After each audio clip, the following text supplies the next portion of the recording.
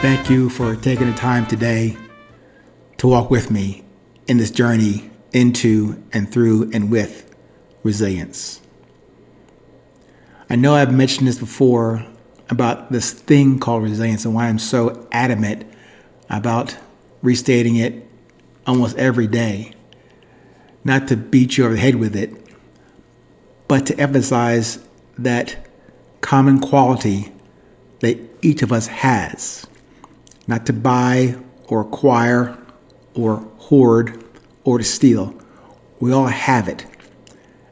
And I mention that because in this day and age where many things tend to distract us, distance us from each other, put us at odds with each other, have us on the margins of a matter at hand and away from the heart and the true truth at hand, this thing called resilience that we all have within each other, many of us have not taken the time to, one, identify it, define it, share it, exchange that, and then to build upon that each and every day.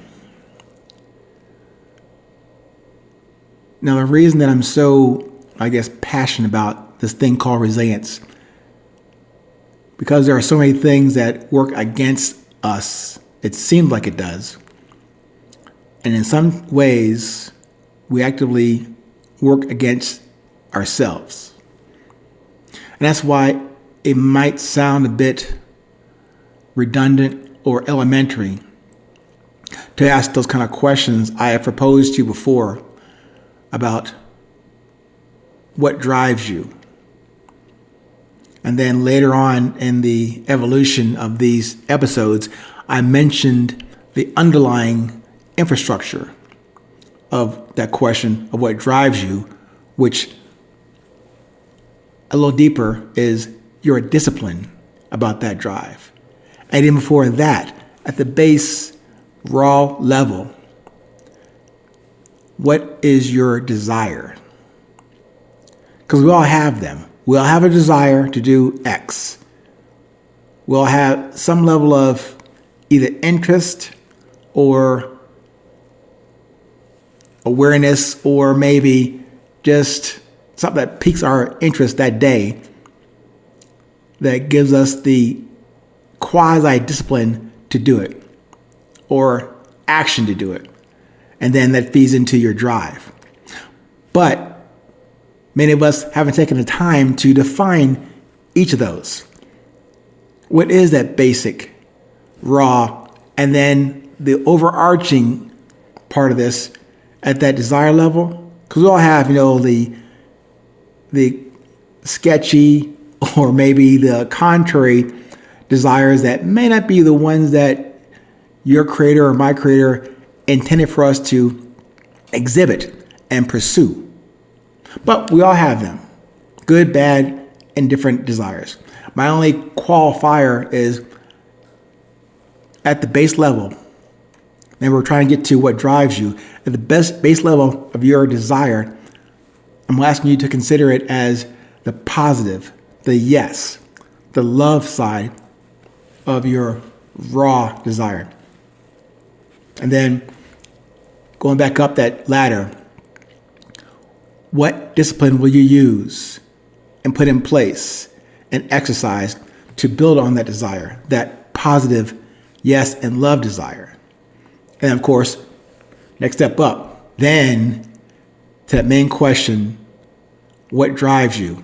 How does that desire, the defined desire, how does that designed and defined discipline feed into what drives you?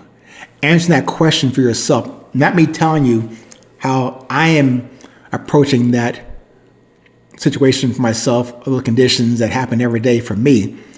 I'm asking you to consider that for yourself.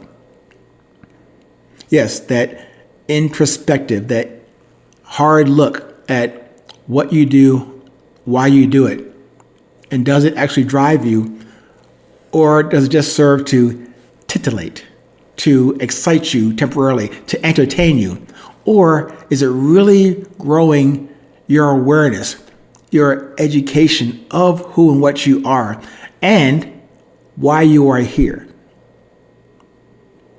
I'm not trying to proclaim or decide for you or give you parameters for what's good, bad, or indifferent for how you answer that question.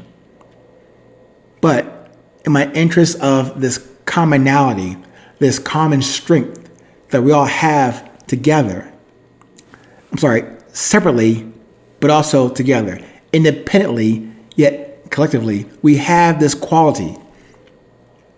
And the reason that motivated me to write the book called Resilience, The Beauty of Presence, and then to extract from that book and those ideas or observations was just for that, to share what I have come to observe. Can't say I know it like the back of my hand, but it came to me to put it in some form, in some format where you can actually put your hands on it, read it, put your eyeballs on it, and then not let your mind or your brain, let it sink into your heart.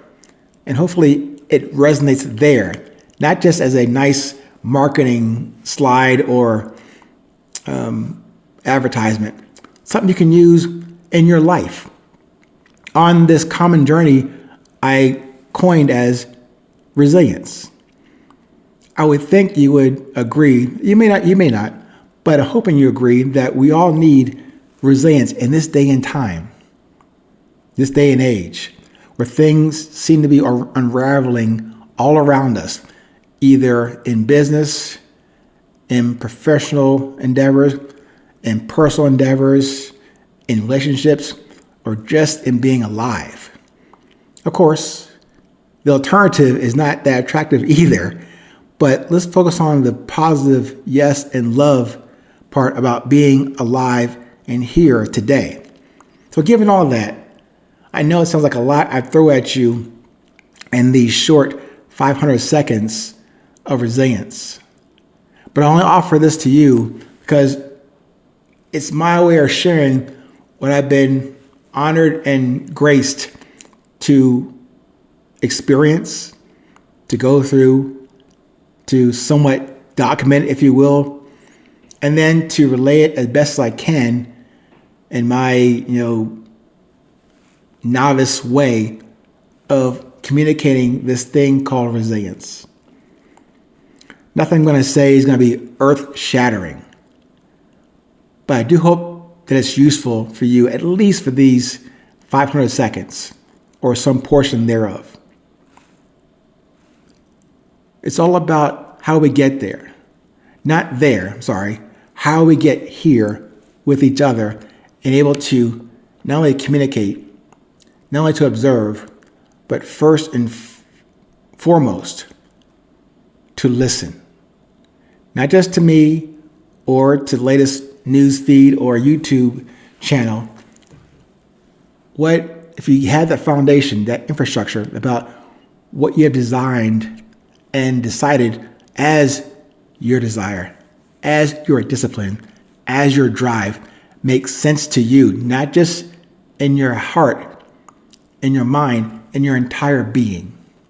So, thank you for considering another maybe sidebar, but tied into my overall purpose, which is to share with you the importance of resilience in each and every day. We only get only one at a time. So please make it valuable to you. As always, stay present, stay current. No matter where you are in this world, please remember, it is always 8:20.